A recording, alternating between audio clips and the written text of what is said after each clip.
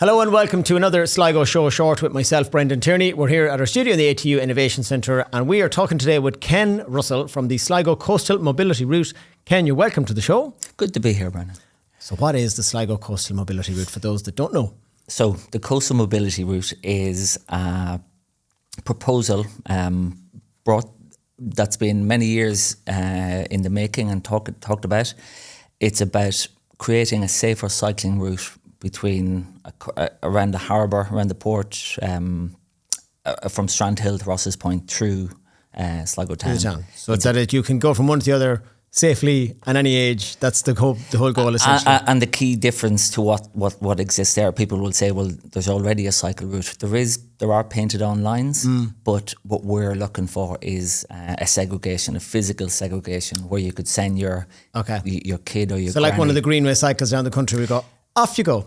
You're safe. Yes. And we won't be worrying where you are or how you're doing. Yes, exactly. And the space exists. So this has been spoken about for decades now. I spoke to a few people who are campaigning for this or talking about this back in the 90s.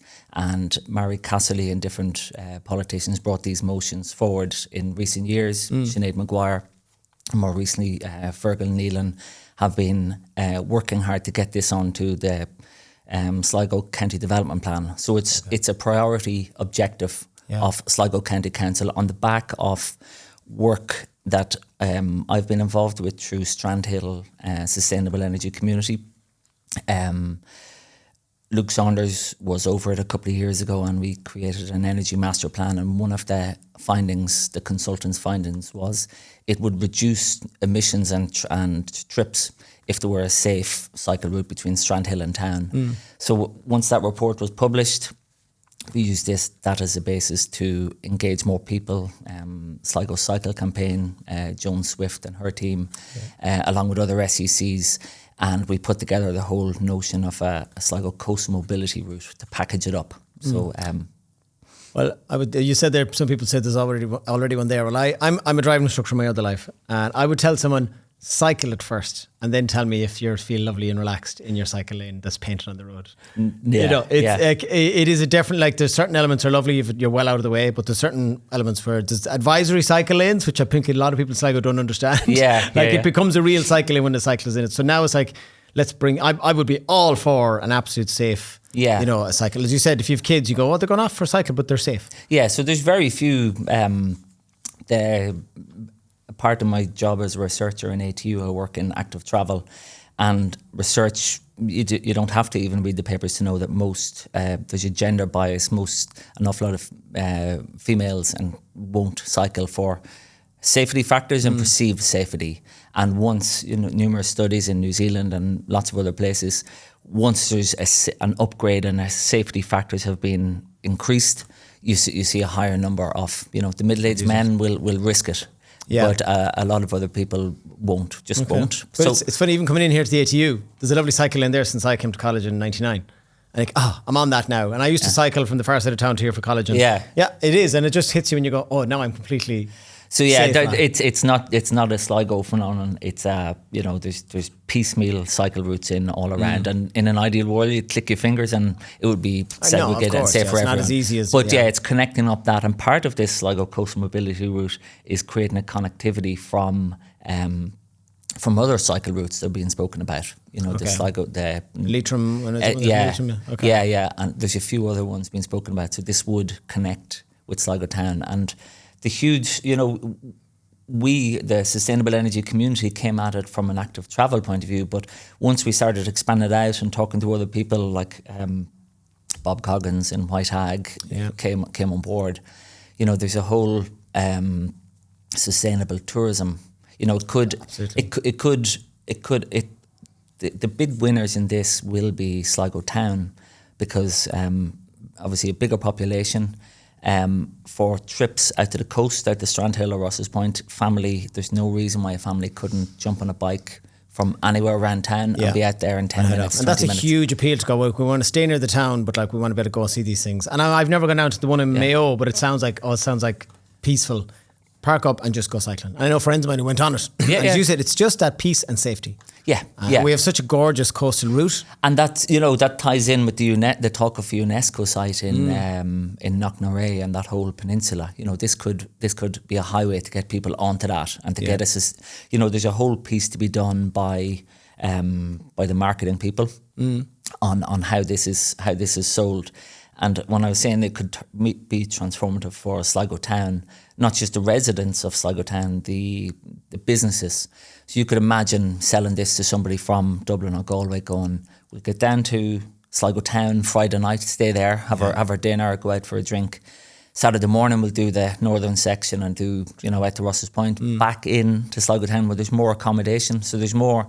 There's much it's more. Kind of an angle not everyone might think of it. I know the safety is huge, but it's a massive tourism. Yeah, and it's more, there's caravan parks in the two coastal villages we spoke about. But there's, if you're in Sligo town in the summertime in any weekend, it's not a massive. There's not you're not overrun with tourism. So this could be a real, it could be a real package. So we've got we've been lucky enough to get funding from Leader. We've got 30,000 of a grant to get a consultant in to do a socio-economic impact. Okay, so the stats, you've done the research. We've just received the funding in the past few weeks. Oh, sorry. The project is going to kick off by Ciara Morley in August, hopefully. So she's going to produce a report that will, it will look at the potential cost of the project, but the potential benefit to businesses, the benefit to society, and put figures and values and framework in that, so that when the council are going looking for funding, they'll have this. It's backed up with the proper. It's backed up with that. Yeah. So this is early doors. The council haven't committed any money to this. It's in their county development plan, and part of our group is working in close partnership with the council. Myself and Brian McCann here in the college were from an engineering background, and we're trying to control the relationship with Jim Malloy and the council, Pete Murtha. It's not we're not a nagging group. We're trying to work with them. We've created student projects, strong student projects, where we're looking at route selection, people's opinions on it. So we're doing pre-council work. The student projects are student projects, but there's academic papers coming out of this, so it's strong. And we were in communication with Jim Malloy, and we're looking to be a partner in this rather than a group that a lobby group. We're there for the betterment of everything, and as I said, it from a tourism. We do lobby as well, but but I mean, as I said, you're all on the one trying to solve the one. Yeah, so we've good relations with the. Do you have any idea? Like, is there any timeline on this? It's obviously not adopted fully yet, so it's hard to get a timeline on it. Is it long, probably? But so the council have it in their updated county development plan, which was a massive piece of work. Fergal, Neelan and others were involved in getting that on the table. So the next, the council are under pressure. They have other active travel projects. Yeah. The sort of the marketing of this, it's an active project, stroke sustainable tourism project. And there is an option. Others during lockdown, if you remember, the Neary rat down, there is a rapid build option that is available to the council and has been used by other councils, where you can install something. The South Dublin Coastal Mobility Route, which we just stole the name from. Well, it's the same thing. Does what it says. We maybe need more. But what I'm trying to say is that the council, it may not be that huge capital investment. It might be barrier to try out something for the stretches of road we're talking about.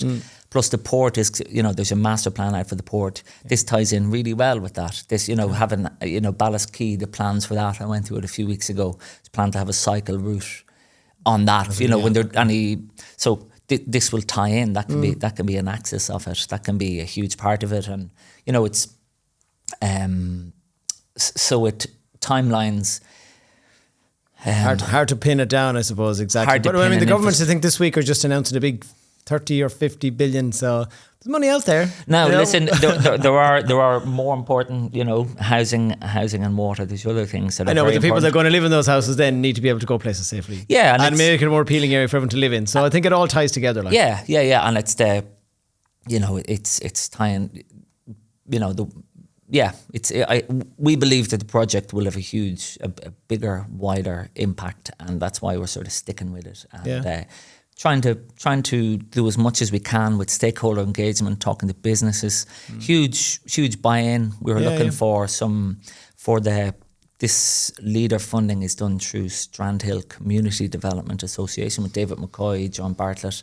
But part of it, we had to raise some money as the community, and we just put the word out there to some companies, and people were right on board straight away. People were saying, we'll donate, we'll help with the funding of that. So there's huge buy-in all round from it. It's not there's no kickback yet. Yeah. And if there's people just at home who maybe, just people who want to see this happen, is there a way they can get behind you, find out more information? What would be the call out to the public there, Yeah, so they can go onto a terrible website, which I'm calling an information page because it was created by me in WordPress. There's information there. It's up to date and it's right. It's not very...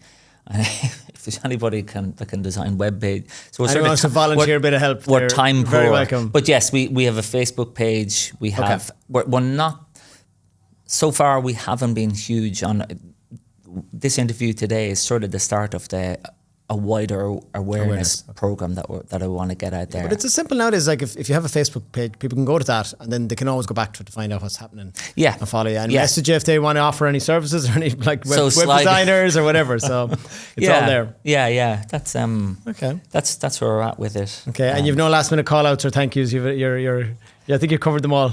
I think, let me see. We don't want you to leave you now with them that missing out on anyone. Yeah, so just upcoming stuff. We have plans, myself and Brian McCann, for some student projects to look at a typical layout design. So we'll get students to work with the design manuals to design a section of it. But no, we're the socioeconomic impact assessment is the big one coming out in the next 6 months, probably by Christmas, and that will be circulated widely. Okay, so we want everyone to keep an eye out for that, feed into it, share it, whatever. Yeah. Okay. Yeah. Just actually engage the project and get behind it. Yeah.